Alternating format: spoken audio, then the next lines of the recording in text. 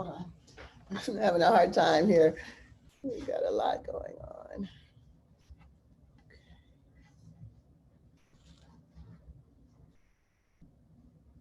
Let's see if these work. I'm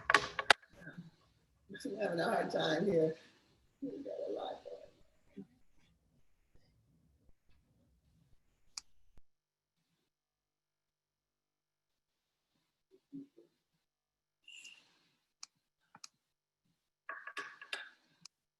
Having a hard time here.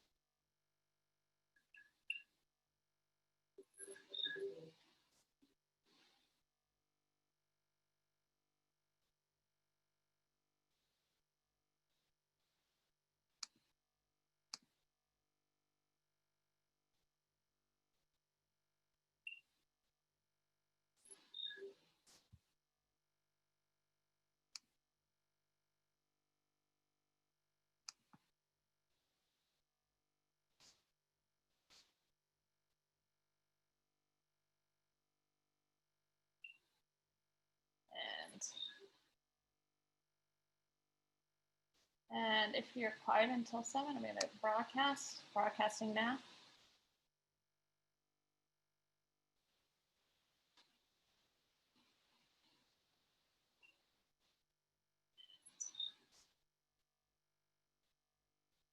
And if you're quiet until 7, I'm going to broadcasting now.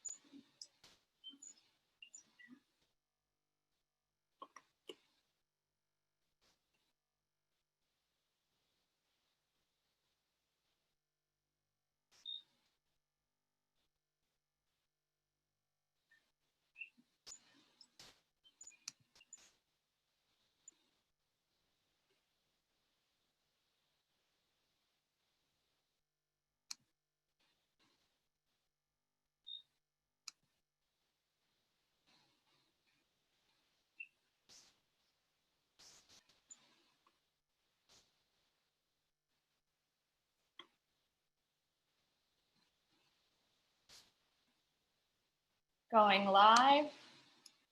1, 2, 3. Katie McDonough. And everyone unmute, please. Good evening, everyone. I'm Katie McDonough, a deputy editor at The New Republic, where I oversee Sold Short, our desk on inequality.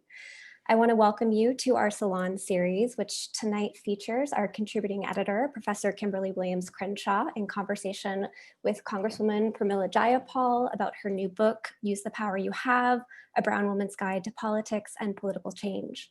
I'm also happy to present this evening's talk in partnership with our friends at Politics and Prose.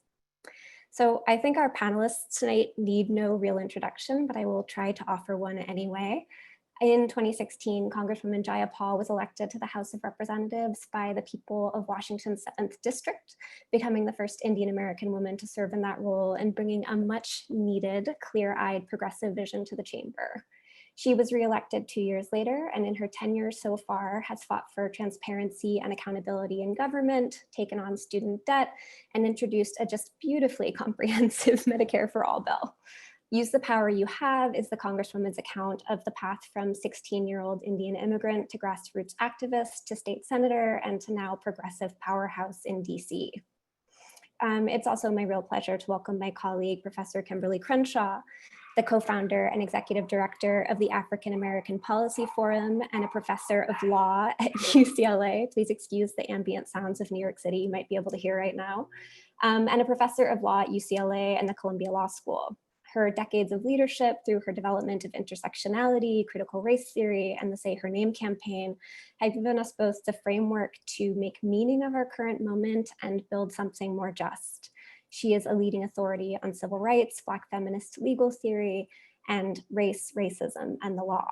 Professor Crenshaw and Congresswoman Jayapal are going to chat for about 45 minutes, and then I will open it up to you for questions. So if you have questions, please use the Q&A tool on your bar at the bottom of your Zoom page, and you could submit those. And I will now hand it over to our panelists. Thank you so much. Thank you, Katie, for those wonderful introductions. It's really an honor to be here with the New Republic, and especially with Representative Pramila Jayapal. We were talking yesterday, and of all the questions I was really excited to ask her, and there were a lot, we've got a lot to talk about. The most important one was I wanted to figure out how she managed to finish this book in the midst of some of the craziest times we've ever experienced in American history. And I really asked and prodded, what are your tips? How do you step away? How do you get this important work done?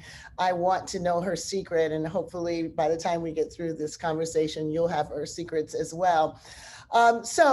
Before we dive into today's conversation, I'm going to pass it over to Representative Jayapal to read an excerpt from her book, Use the Power You Have, A Brown Woman's Guide to Politics and Political Change. The representative from Washington's 7th District has the floor. Thank you so much, Kimberly. I am just so thrilled to be here with you, and your leadership has been amazing over the years to watch. So this is a real treat for me. And of course, thank you to the New Republic and to Politics and Prose. This is the book, and it's been 8 years in the making, which I can tell you about. It's changed many times in terms of what it is, but it really is a chronicle of how we organize wherever we might be for the kind of political change that we want to see in the world. And I thought I would read just a short little excerpt from the 3rd chapter, which is called Why Not Me? Running for Office. And I think that this hopefully will give you an encapsulation of many of the different pieces and themes of the book. I never thought I would run for office. For 20 years, I had been an activist pushing for change from the outside. I had used every tool I could think of in my toolbox to advocate for positive changes on issues from immigration to environmental justice to economic inequality. I had led voter registration drives, rallies, marches, even nonviolent civil disobedience actions where I was arrested twice. I deeply believed that organizing, advocacy, and storytelling by real people were what made change happen. Truth be told, I was quite cynical about elected officials. Over the course of my 2 decades of organizing, I saw too few who were willing to use their positions to exercise leadership, particularly when an issue was seen as controversial. The things I had seen, government incursions into civil liberties post 9/11, Islamophobia, and anti-immigrant sentiment, among others, regularly required people who were willing to speak out before an issue was popular. And yet too many elected officials were inclined to wait before speaking out. They followed rather than led. Even in my state, where we did have some champions and some successes, it took enormous amounts of pushing and in some cases years to get the attention of elected officials. I was also deeply frustrated at the lack of diversity and representation I saw among those who held elected office. Low-income people, people of color, immigrants, women, and other marginalized communities were simply not represented. As an activist, I had to explain for too long, too hard, and too loudly about what seemed like obvious problems to me. Many in government had been there for a long time and did not seem to understand what life was actually like for the huge number of their constituents who had very different backgrounds and experiences from them. Even in the Democratic Party, few elected officials were willing to talk about race or class or take on stereotypes that were baked into the policies that even Democrats proposed. Perhaps the struggle around race and moneyed interests should not have been surprising to me or any other student of history. Just look at slavery and the Dixiecrats. President Lyndon Johnson's war on crime, which increased the incarceration of Black and brown people, and President Bill Clinton's promise to, quote, end welfare as we know it, which led to cutting aid to poor people, as well as his draconian 1996 immigration bill, which criminalized immigrants and expanded detention and deportation without due process. As an activist, I had even taken on President Barack Obama, for being the deporter in chief, a still unpopular, but in my view, necessary critique of an otherwise extremely popular president. I had taken mental note of a long list of times when Democrats said talking about race was divisive, or that we shouldn't focus on institutionalized racism because it would push away white voters, or that certain policies to rectify the wrongs we saw would be counter to our interests in some false analysis of national security or safety. When I first began organizing after September 11th around the detention and deportation of Muslims and Arabs, there were very few elected officials willing to stand with me.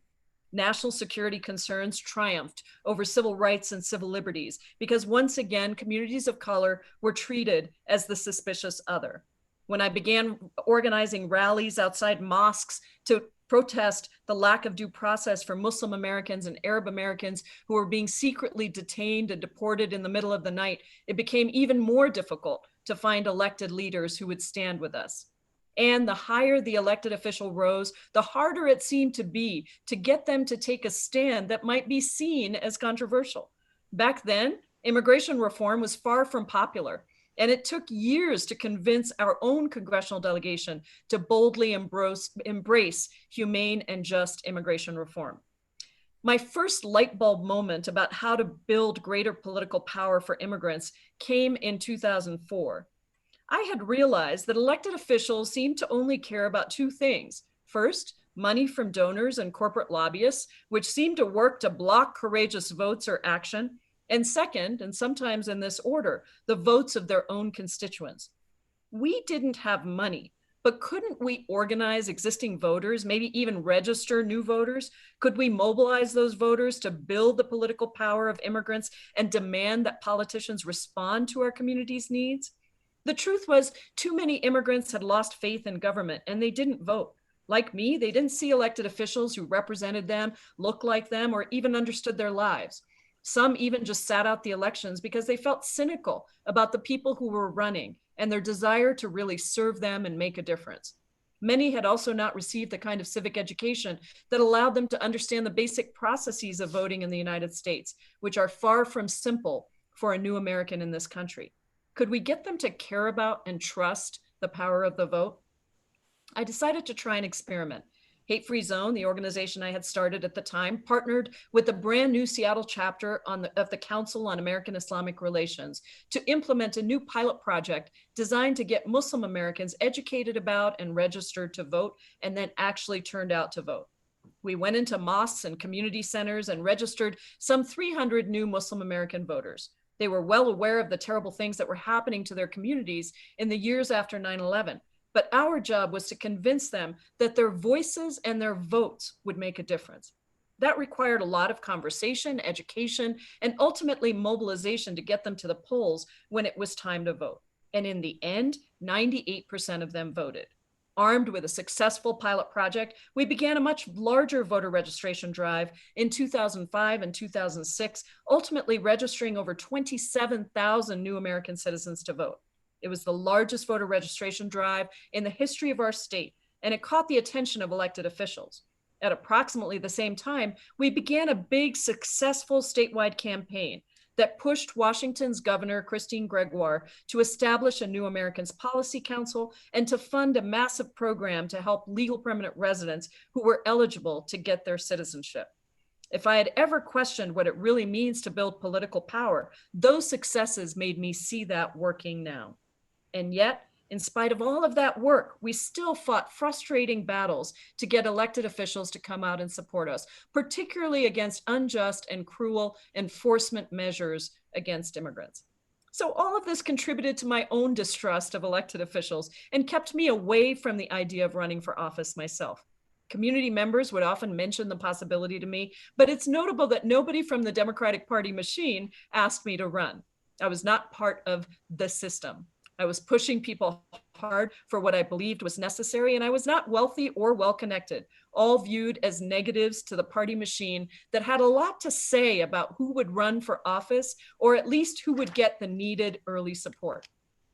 As activists, what I realized is we were critical of the way government worked, and yet at the same time, we turned up our own noses at the idea of running for office ourselves. I realized that in our own judgmental way, we were ceding important political space to others instead of occupying it ourselves. What if we began to think about running for office as a way to organize more people, to connect people to the government, to bring organizing from the outside to the inside, to have the proverbial seat at the table, but to use it to lead and not just to follow? It was the beginning of the formation of my new theory of change. For years, I had believed that if politics is the art of the possible, then it's our job as activists to push the boundaries of what is seen as possible, but from the outside. Why couldn't that pushing also occur from the platform of elected office? Why couldn't an elected office could be the biggest organizing platform yet? Perhaps part of the problem was that there weren't enough of us on the inside to do the pushing. And I realized that you really needed people working from both the inside and the outside for change to happen as quickly as necessary. We don't get a more responsive government unless we systematically run organizing campaigns to change the way that government works. We don't understand what we're really dealing with or how to change it unless we actually know how it works now. And we don't get a more powerful and progressive group of elected officials unless we insert ourselves into the equation. We cannot organize on the inside if we have no organizers on the inside. In other words, we don't get a more representative government unless we run it ourselves. I decided it was time to run for the Washington State Senate. Thank you so much for that. I have to say that I didn't quite know what to expect when I started reading the book, and it was such an engaging story, including cliffhangers like that, like what was going to happen when you decided to throw your hat in the ring and become an elected official. So following that journey, I think what I'd love to do is to take up what you just talked about the challenge of being a progressive elected official. Some challenges which I want to explore potentially as occupational hazards of being a progressive and being an elected official, and talk a little bit about our side of the aisle, the Democratic Party. And then you and I used a common metaphor, the myth of Sisyphus.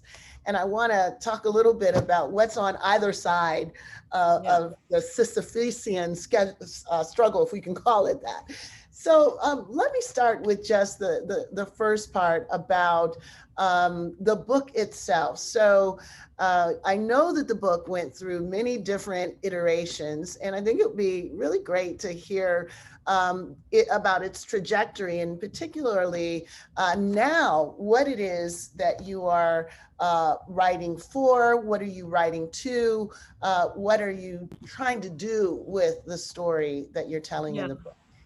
Yeah, first of all, I love writing. I was an English major in college. I talk a little bit about that against my father's wishes, who wanted me to really be an economics major. But I just love writing and I love reading. And I think it's so important for the world, but also for me, it's an important way to process what I'm learning, what I'm seeing. But you never know exactly who you're writing the book for. And when I first got the book contract, it was back in 2013, it was going to be a book on immigration. I had spent decades working on immigration issues and starting the largest immigrant advocacy organization and doing many of those things. And I felt like there was a real need to talk about immigration. I will say that that is still the case. But in the ensuing year, I decided to run for the state Senate. And so I called my publisher and said, I'm really sorry, I don't think I'm going to get the book done. And I'm also not sure I still want to do a book on immigration. He said that was okay. And, give me another year. And then another year went by and I said, oh, you know what? Now I'm running for Congress. And finally last year, he said, okay, it's time. You have a lot of stuff to share here and we need it. But I think that in this moment, when there are many people across this country in the wake of a cruel, racist, xenophobic, constitutionally destroying president who feel helpless because they're watching things happen that perhaps some of them could never imagine happening in the United States of America. There are the incredibly painful but necessary and inspiring uprisings across the country, an awakening around a mass movement that is really using its power to demand changes that perhaps 3 years ago we didn't know, or 2 years ago we didn't know would be possible. Even a conversation about reparations on a main stage, or the police reforms that we're trying to pass in Congress, not nearly enough, but still sweeping in terms of what Congress has done on police reform, which is just about nothing, to the devastation of COVID. And so I hope that in this book, there are opportunities for people to do a couple of things. One, see the power they have as individuals to come together for the common good and for the collective. And to have some lessons, particularly if you're a woman, if you're a brown woman, if you're a minority in any sense of the word, that you would be able to see the struggles that go on with all of us, because we're all human, in trying to find our voice and fight for our voice. Yes, yes. Second, that we have an unprecedented opportunity to see the connections. Kimberly, something that you have really led the conversation on at the national level, talking about intersectionality before other people even had thought about the word or knew what it meant. And that has been the approach to my organizing for decades. But this moment is allowing us an unprecedented opportunity to see how deeply we really are interconnected, and to see how an injustice to all to one is an injustice to all, to see how COVID and racism and anti-Blackness and white supremacy and economic devastation, much of which existed in different forms prior to the pandemic hitting, but now has been brought to light. So there is a chapter at the very end where I talk about the 3 supremacies that we have to take on: white supremacy, individual supremacy, and corporate supremacy. And I do think that those threads are very pertinent to this moment, even though that chapter was written back in the fall, and there's been a lot that's happened since then. It's amazing in some ways to write into the moment, not yet having reached that moment. So this book is coming at precisely, the time that it's meant to come. And because we share the same publisher, I'm going to ride on that. So thank you so much for giving me that framework. So I want to talk a little bit about the aspects of being a progressive elected official. And you mentioned 2 things in the excerpt that you just read to us. And I was really curious about 2 things. So you talked about basically being a progressive is as folks who are articulating things that other folks haven't caught up to yet, right? It's being out in front. They are the ones who are advocating for an issue before the issue becomes popular. So that's the progressive. And then you have your sort of mainstream elected official whose inclination is to wait before speaking out, not jumping ahead, not articulating the things that are going to become popular. So it made me wonder whether being a progressive leader is just an occupational hazard. I mean, if the primary directive of most politicians is to get reelected, and they believe the best way to get reelected is not to lead, basically, but to follow, then progressive politicians, if they're really leading, are constantly walking that thin line between being a visionary and actually being able to be elected. I suspect that's what the mainstream thinks, but maybe that's getting it wrong. So what might people not be understanding about being a progressive elected official. The equation might be different. Device is offline. Yeah, well, I do say in the book that, you know, my definition of a progressive is just that we are the first ones to the best and most just ideas. And then we work to make them popular.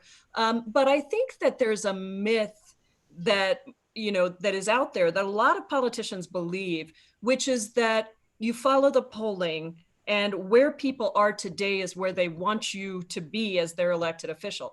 And my belief is very different. It is that we do have a lot of power in this platform, and people are looking to us to lead. They didn't elect us.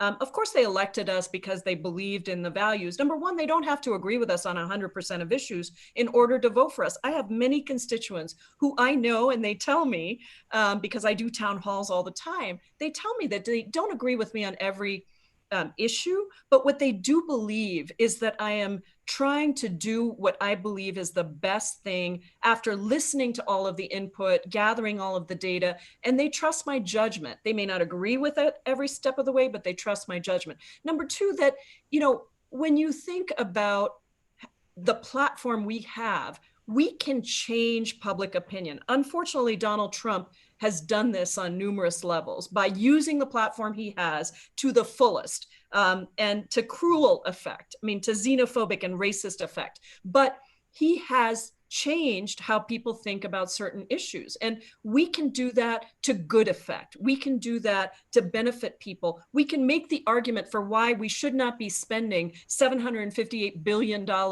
on military budgets instead of investing in people's, you know, needs and necessities.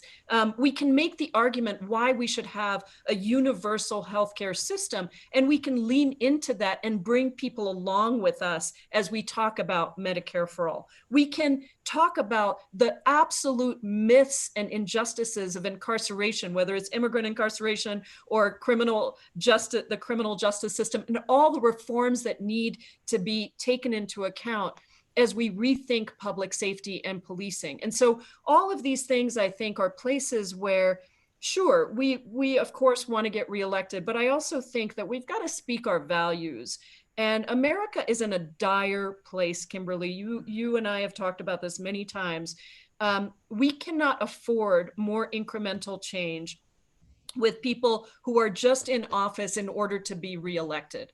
I say that we got to fight for what is really going to enhance people's lives. And if in the process of doing that and doing it as well as I can and listening to as many people as I can, I get unelected, then, you know, at least I know that I've used the platform for good. That's how I think about it. And so I think, you know, I think we just have to continue to try to lead in that way and get rid of these myths that you can listen to polling and let that drive what you do, or that you can speak only to mythical, you know, swing district voters, but forget about your entire base and the actual swing district voters who are young people and folks of color who don't see themselves represented enough in politics. Absolutely. I've been one to say many times when I've been told by a pollster that I can't say X or Y to achieve whatever goal we have. I say that I'm so glad that that industry wasn't around during the March on Washington, because nothing of Martin Luther King's speech could have been said, right? That's right. What, you know, the overall point is, this is not going to play in Peoria. So that's right. It's so good to have elected activists such as yourself to prove that a lot of the ways in which politics is turned into sort of a choreography to go along with poll numbers doesn't have to be that way. One of the things that I wonder about is why there's so much dissonance within the activist progressive community when it comes to running for office. I mean, you spelled out some of it in terms of what you saw, but it also seems that radicals on the other side, the anti-government, you know, far right, doesn't seem to reject governmental power. In fact, They pay a lot of attention to who's elected. They even run for election, and they support, a president who they say carries their water for them. So is there some way that it makes sense to understand why radical thought on the right seems far more prepared to go into government to pursue their objectives than progressives on our side of the aisle? Yeah, I mean, I do think that the right has been very disciplined about investing in institutions that support that work, whether it's, research institutions that say what they want to be said about any issue, or whether it's actually understanding that if you do have the power and the platform and you work quickly and diligently and fiercely, that you can actually tip the scales to the thing that you want to have happen. And we've seen that, of course, with the Freedom Caucus and others on the right. And I think for us on the left, there is, I mean, even when I ran, I had a lot of my activist friends who said to me, why are you running, Pramila? That's such a waste of your talent. You should, why would you want to compromise like that by going into government? And that's what I meant when I talked about turning up our noses at it. But we really are ceding an incredibly important powerful platform to make the change that we see. And I think that is starting to change. Of course, we stand on people's shoulders, right? So Shirley Chisholm, I read her autobiography, and that was really compelling for me. Barbara Lee, it's not like we didn't have organizers in office, but we didn't have a lot of them. And there was this overall sense that this is not something that we do. I think that's changed. I feel like I was on the earlier edge of that, certainly in 2018. We got the squad in to Congress, and we got a number of other, really progressive organizing types in.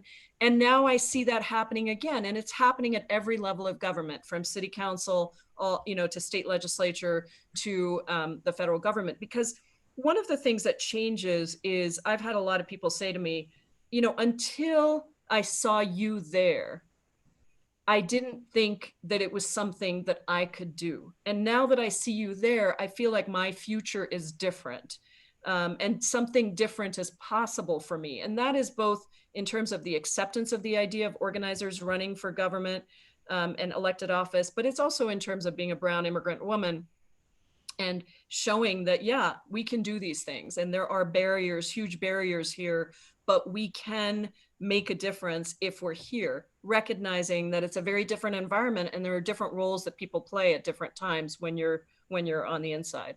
Yes. And so much of it is about having a critical mass, right? One can say in any of the institutions that we're in, if you're the only one or one of It's such a great picture you've put up there.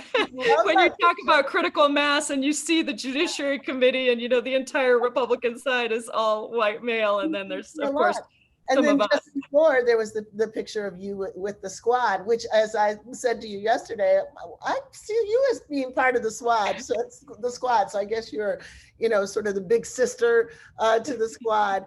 But it's just such a refreshing way of reimagining what representation actually looks like, to see the squad and the older sisters doing the work that they do. Which brings me then to the question of the Democratic Party. So I want to talk about that just for a moment, because you talk about it in the book. And one of the things that actually struck me is your discussion about the embargo against talking about race that was at one point a centerpiece of Democratic Party politics. And I would suspect that there are some newly activated people listening now who might be surprised or, not quite, clear about what we're talking about. So what can you remind us about the recent histories in which the suppression of race discourse, the inability to talk about the issues that we've been talking about over the last 6 weeks was very much a part of the Democratic sort of their sense of their conditions of possibility? Well, absolutely. And I mentioned a few in the little excerpt I read, but you look back, it's been Democratic presidents who have really suppressed and oppressed people of color and low-income communities. I mean, you look at the incarceration system and the criminalization of migration, the criminalization of marijuana possession, the way in which we have just continued to assign different punishments for different people based on their race and ethnicity. And I think that it has been Democrats who pushed forward some of these ideas, sometimes in the worst neoliberal language. I think that the continuation, and you've got a picture of Joe Biden up there. This was, I think, maybe it was during the Anita Hill hearings, and many of us watched those hearings, and it was very, very challenging. And so I think that we cannot forget that the Democratic Party, and I'm a Democrat, I run as a Democrat, I believe in changing the party from within, and I believe that it requires us taking some real risks to take on both the party, but also the overall understanding of some of these issues, which too many Democrats, including those who aren't in elected office, have bought into. Yeah. So, when you think about national security and you think about post 9/11, yes, it was George Bush, but frankly, Democrats did not stand up, and we bought in to the idea of national security as a reason to have incursions on civil liberties. And so up and down the line, you can see that this has been happening. And I guess what I would say that is inspiring, yes, you have the police and ICE. This is a perfect example of where Democrats have continued to buy into a narrative around ICE enforcement and a cruel enforcement agency, when really what we need to do is just buck whatever you think of being as, the polling that stops you from moving forward on humane, comprehensive immigration reform that gives a pathway to citizenship to undocumented immigrants and allows people to actually reunite with their families and allows people to come here and work and contribute in all the ways that we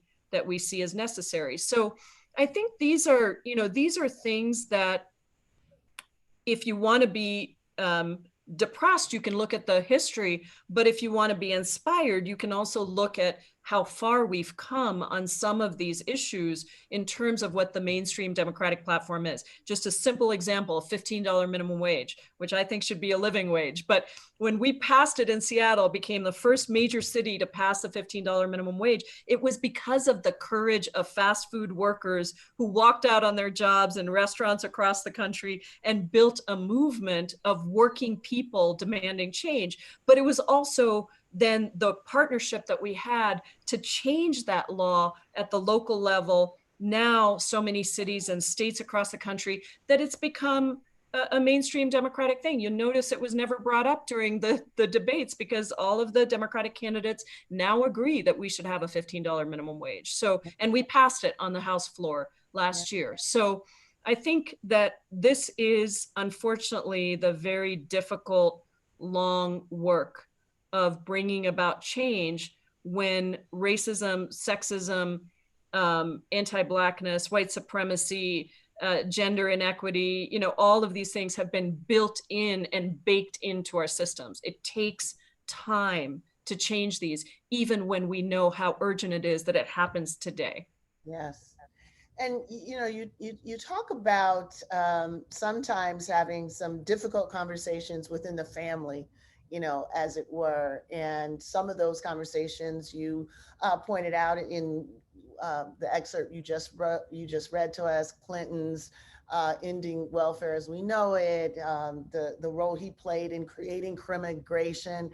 And importantly, you also pointed out that you've had to take some courageous steps to talk about how the Obama administration has been framed as the deporter in chief, partly because of their role in deporting undocumented people. So, as a fellow critic of a very popular president for one of his policies that was problematic, his immigration, me, my brother's keeper.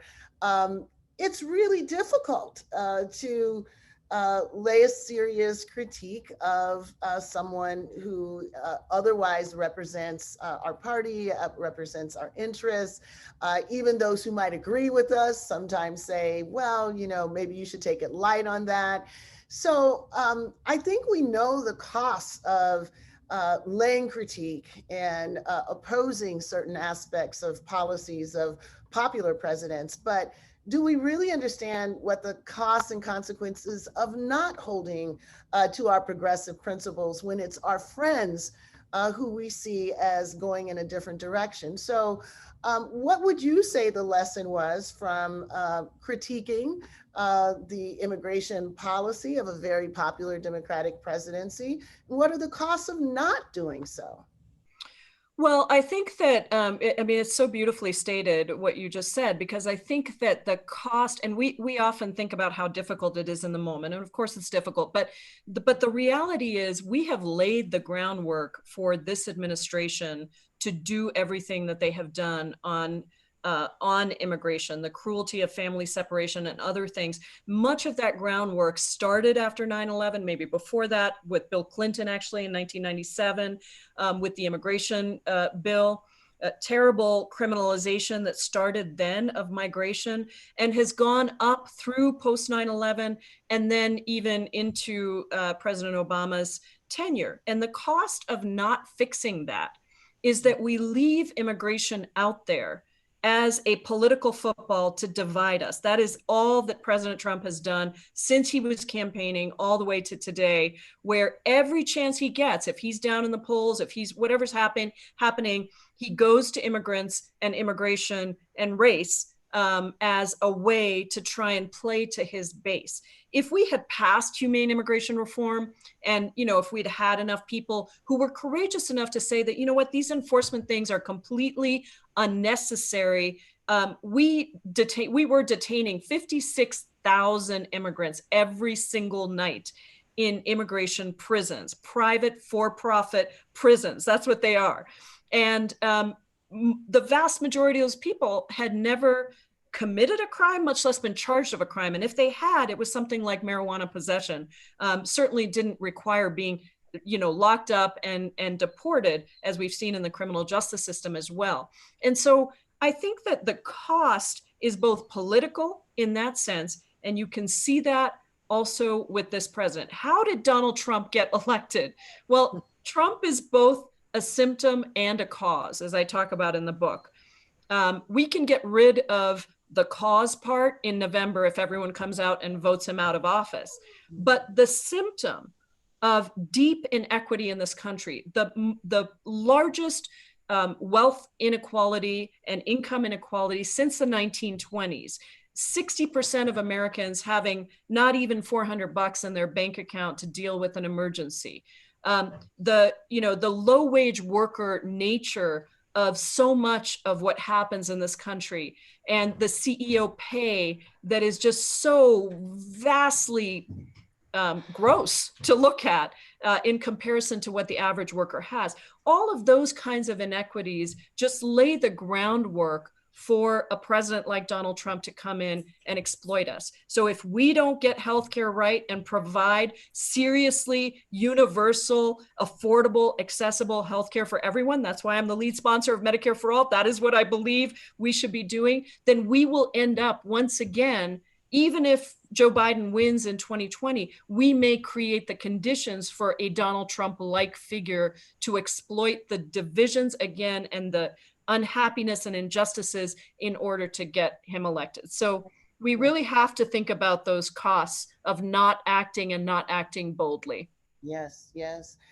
So on that note, I wonder if you might say something about the three supremacies that you were talking about, and as you sort of give us a sense of the baseline or the grounding against which our failure to interrogate and interrupt becomes the condition of possibility for a Trump. I mean, that's largely what's it's there, it's laying around. You can pick it up and use it politically.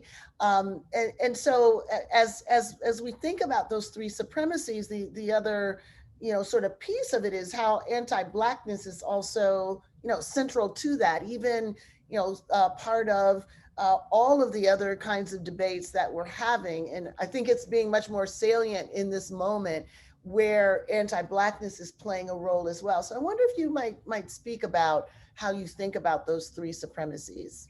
Yeah, and I should just back up and say that the book is sort of divided into two pieces, or maybe three if you include the last chapter as sort of a set of lessons. But the first part is really about, my movement from organizer on the outside to being in Congress, and all of trying to peel back the curtains on what happens in Congress, what happens in elected office, and how we sort of have to deal with the many things that are thrown at us. Hopefully with a lot of lessons along the way and specific examples. The second part is called Moral Visions. And somebody who was interviewing me said, it makes me really depressed that the first part is called Politics and the second part is called Moral Visions, as if they're separate. And I said, well, that wasn't really the intent. But the Moral Visions part was an attempt to go a little bit deeper into some issues. And I couldn't cover all of them. I wanted to do one on environmental justice. I just ran out of time. So it's immigration, a moral vision on immigration, a moral vision on healthcare, Medicare for all, and then a moral vision. The last one is on economic equality. And in that chapter, I try to draw a number of threads together. And I try to, the idea of three supremacies came during a town hall that I did with former Secretary of Labor Robert Reich last fall, where he asked me what the most critical issues that were facing America today were. And it just came out in that moment, Kimberly, that it was, it's been a lot of thought along the way, but the way to express it is that there are these three supremacies that underlie or undergird or run through, whatever words you want to use, all of these other issues that we deal with. And they are corporate supremacy, the way in which corporations have managed to manipulate the rules of the game to have all wealth, all profit, all all advantage go to them. And that is money in politics, but it's also the way in which laws are changed, in part because of money in politics, in part because of other factors. And they don't operate anymore for what the original charter of corporations was, which was to have some sort of common good, that a corporation was in business, but you had to show that you had common good, and your charters were time limited. They were dependent on your being able to prove that common good. And that has really affected the balance of power and wealth in this country. The second, individual supremacy, and I thought I might get into some trouble here because I know that we in the United States like to think about ourselves as, that we're all individuals and we pull ourselves up by the bootstraps and all of those, some myths that are out there about what that means. But the reality is that we as individuals exist in a collective, and our actions have to be linked to the idea that we are inextricably intertwined.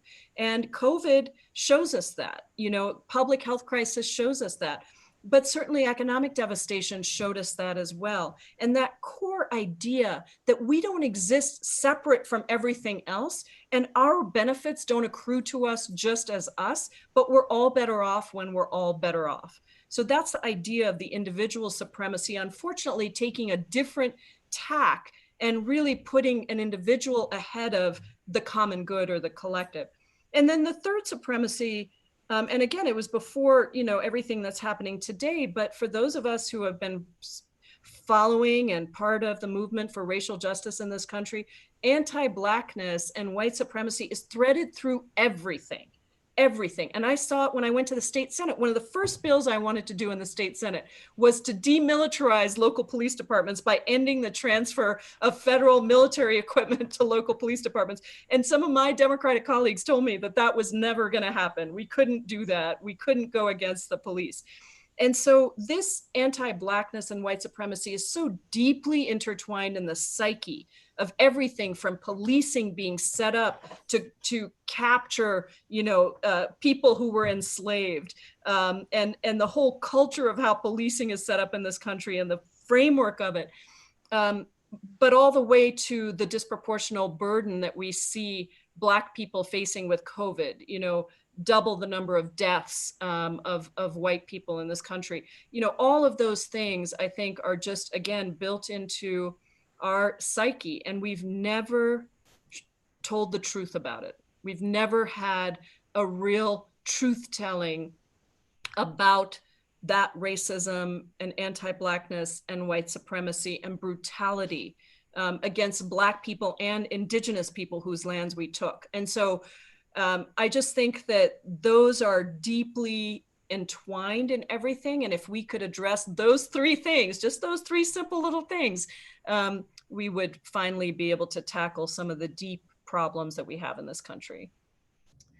So this is the point, Congresswoman, where if we were in a concert, you would be playing a medley of the greatest hits, right? It wouldn't satisfy anyone who was coming to hear you play this one song, but it would give people a sense of the breadth of what the portfolio actually looks like. So I'm going to ask you to do sort of a medley, and we'll do it sort of in the sense of what is now the low-hanging fruit, the things that as a progressive, you've been able to bring to the center of political discourse and actually make it within reach.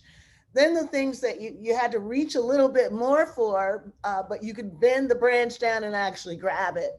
And the things that now, we have a ladder in this moment that we're able to get a little closer to, things that were way out of reach before now, but with progressive advocacy, linking up with what's happening in the streets and what's happening in Congress, things are actually within reach. So this is our Jayapal medley. So starting with what was in reach, the low-hanging fruit. What are some of the things that you've been advocating for that are in reach that are part of the medley? Well, I think $15 minimum wage is definitely right there. I mean, we passed it off the floor of the House, and it is part of the mainstream Democratic platform. I think money in politics is another one where, it's going to be hard when we get into some of the details, but people are recognizing that, yeah, this is corruption at its worst, all this money in politics. So those are a couple of examples of low-hanging fruit. I think in terms of things that we have reached for, the branches we've managed to pull down, and we've got the fruit right there and it's really juicy, but we haven't taken the bite yet. I would say Medicare for all. For the first time, Kimberly, in the history of Congress, I was able to get multiple hearings on our Medicare for all bill. And it is a really comprehensive bill, as Katie said, and we worked for years or for months to with a big coalition of groups to really make it inclusive, to include long-term supports and services, to make sure that it was inclusive for everyone in and nobody out. And we were able to really move the ball forward on that. I would say that immigration reform is possibly there as well, but I really do worry about some of these pieces about defining immigrants as good immigrants or bad immigrants, and I do worry about that. I should have put criminal justice reform into the first one, because I think we have made enormous progress on marijuana legalization, on getting for-profit prisons shut, on taking the first steps around, sentencing reform, for example, and things like that. So we've got more to do in the second category as well there on criminal justice, but I think we're getting someplace on that. And then on the part about what is still sort of there, big ideas that are still very hard, I introduced a bill in a concept in the bill a little bit later called the Paycheck Recovery Act. And it was for COVID. And it was to say that in this time of crisis, what we should have done at the very beginning, and I took a hard vote in the Democratic caucus voting against the HEROES Act because I felt like it didn't address this critical issue of providing security and paychecks to people and keeping health benefits there, and forcing people back to work when they really should be staying at home to beat the virus. And this idea is something that European countries, Asian countries have all done, and that is to subsidize the paychecks of people and keep them in their jobs, because mass unemployment is a policy choice. It is a bad policy choice, but it is a policy choice. And I think we were able to change the conversation dramatically on that, but we haven't been able to get it passed yet. But today, in the Financial Services Committee subcommittee hearing, we had a hearing on this topic with Joe Stiglitz, Nobel Prize winning economist, Lily Escalon Garcia from the NEA, and others testifying on how important this idea is. And we're going to continue to push, because in many ways, it's the idea of a federal jobs guarantee that we really need to be moving to, so that there is real support and structure for people who desperately need it. So, you know, a lot of things we're trying to move all at the same time. And I'm just an eternal optimist that we can get there. We just have to, continue to believe in the power of our voices and the power of mass movements, wherever they might be. And the power of persuasion. So we laughed a little bit yesterday about having a little fun. So maybe we can do our little fun thing now, a little role play. So we know, even you've said, even in your immediate circle, there are those who are really, not really motivated right now to go running out and cast a vote for the likely Democratic nominee. Some of it is generational, some of it is, political, and some of it is like old heads, like me, who have bad memories of, Clarence Thomas, Anita Hill, and the Judiciary Committee. So there's got to be some serious talking going on to basically make this moment in November meaningful for the future of the country. So we talked about, what do you say around the dinner table or to your friends or your family who are just not feeling it. And so I thought, well, maybe you can use me as a guinea pig, right? So what do you say? Here I am. It's like, just the thought of voting for another, neoliberal, candidate who gave us a lot of these problems, from criminal justice to Clarence Thomas on the Supreme Court. If we keep wasting our votes, putting them behind people that really don't carry our water, we'll never be able to be like, the Republican Party, who's right wing is now running the show. We want to run the show. We don't want to be the wheels on the bus. We want to drive the bus. So we're not going to vote until it's our chance to vote, to drive the bus. What do you say to me? What do you say? Yeah. So, I mean, what I say is, first of all, there is no progress possible with a dictator in office who is driving this country to fascism. I mean, there just isn't. And so we have to get Trump out. I mean, I have spent 4 years of my life fighting to make, the horrible a little tiny bit less horrible, and to keep hope out there. But we cannot do anything. And imagine if he gets reelected, what he is going to be like with, a so-called mandate of the people to go, even if he's not winning. We know the Electoral College. Well, I will just say, I don't think we should have the Electoral College out there, Yes, but no progress is possible with Trump in the White House. He is destructive. He is dangerous. He is absolutely destroying the very foundations of this country. And so that's the first piece. And then the second piece is, look, I was a big Bernie Sanders supporter. I was his national health policy chair. I just finished being the co-chair of the health policy task force Sanders and Biden put together. And I was the co-chair for the Sanders side for health policy. And we're just about to announce our recommendations tomorrow, so you'll all get to see them. It's not Medicare for all. I mean, I don't know what to tell you. It's not, because our candidate did not win. But we did make substantial advances on many of these issues, from climate justice to healthcare. And that, to me, says that Joe Biden is somebody that we can push. And at the end of the day, we need at least somebody that we can push. And I think that for our movements to work and to be able to make a difference, we need to have somebody in office who will be responsive to some of that pushing. And between Donald Trump and Joe Biden, there's a big difference there. And people who tell me that there isn't, I just have to say, I've been in the places where children were caged. I was in the prison where mothers were separated from their babies. I have watched this president use race baiting and bring back nooses into the public as an acceptable form of racism and just unbelievable white supremacy. And so I just think that that is really important. And then the final thing is, look, we're getting ready to continue to build our movement so that we can actually elect at some point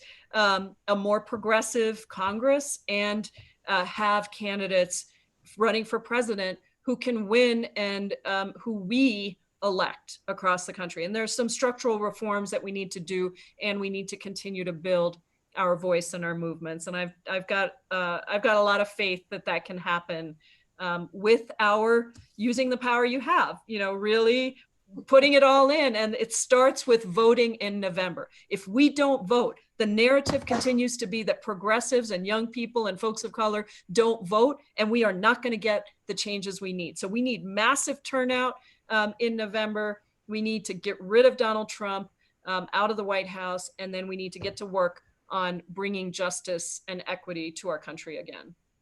So there we have it. For anyone who's wondering what to say or how to say it, there it is. So I'm going to turn it over. Thank you so much, Congresswoman. This has been so just provocative and so interesting and inspiring. I know that Katie has some questions from our listeners. So Katie, turning it over to you. Hi, thank you both so much. This has been just a really incredible conversation. I kept waiting to drop in because I didn't want it to stop. So I'm going to just take one question because I think that there's a bunch of issues in here, but one sort of synthesizes all of them. People are asking about DACA, they're asking about Medicare for All, the movement for Black Lives.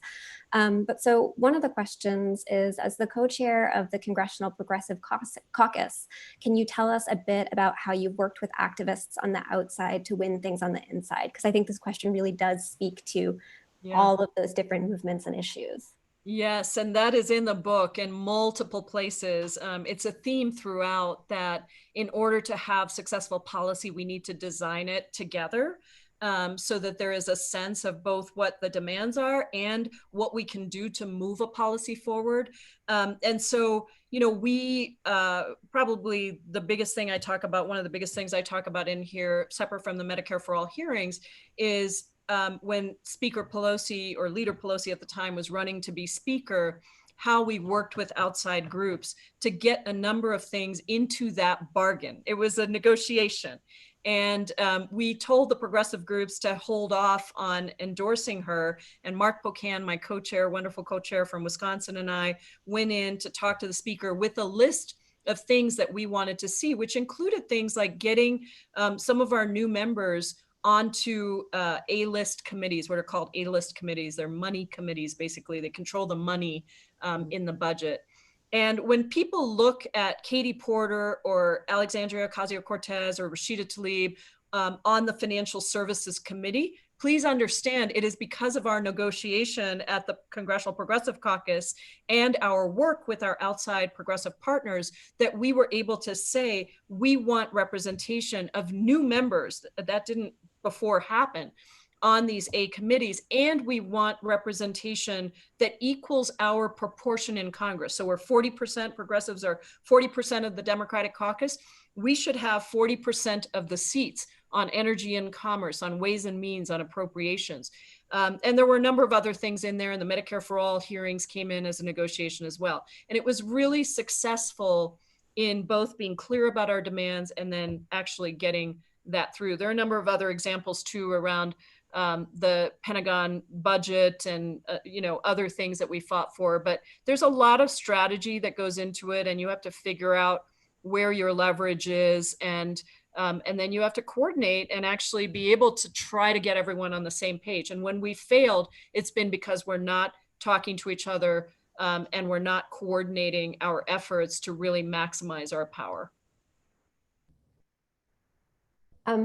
can take, I guess, one more quick one, even though it's a big topic. So I think obviously the uprisings across the country right now that are making these demands about defunding the police and reallocating those budgets towards communities and other sort of basic supports. One of the attendees is asking about using that same framework to talk about military budgets and how we use that money and can kind of move it around in ways that are life sustaining. So I wonder if you can kind of speak to that and some of where you think there might be possibility or opportunity. Yeah, absolutely. And I think this is a huge area, and the groups on, the progressive groups that have been pushing on this, and I've been a big leader on the budget committee. I had a number of amendments to cut the military budget. And again, this year for the NDAA, we will have two amendments, one that I've introduced with AOC and Barbara Lee for a $350 billion cut to the military budget. Obviously, that's huge. We obviously don't think that it's going to happen, but we're putting it out there as a stake in the sand to say what a bloated military budget this is.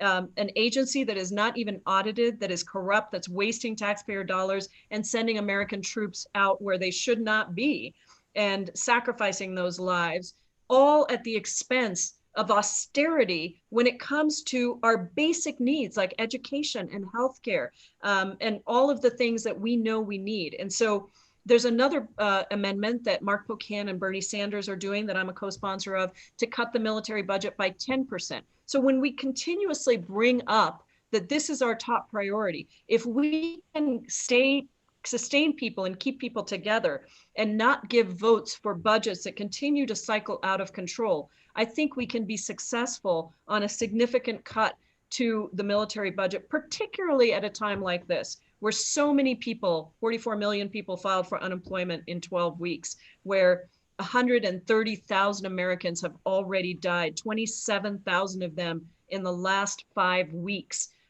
This is devastation, and the idea that we would continue to put money into the military budget is just, in my mind, absolutely intransigent, and we cannot continue to let that happen. So we're pushing to say austerity spending on things that are necessary should not be discretionary, or spending on things that are necessary should not be discretionary. Austerity spending is bad. And so I think we're going to get that message across, and I'm grateful to the movement across the country that is helping us to fight for that.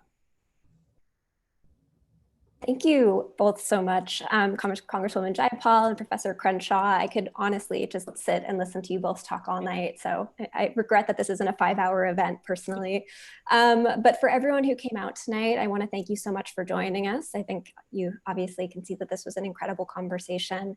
I also want to invite all of you to join us at our next event, Thursday night, with my colleague Laura Marsh, as she talks with the novelist Lynn Stager-Strong on her new book, Want.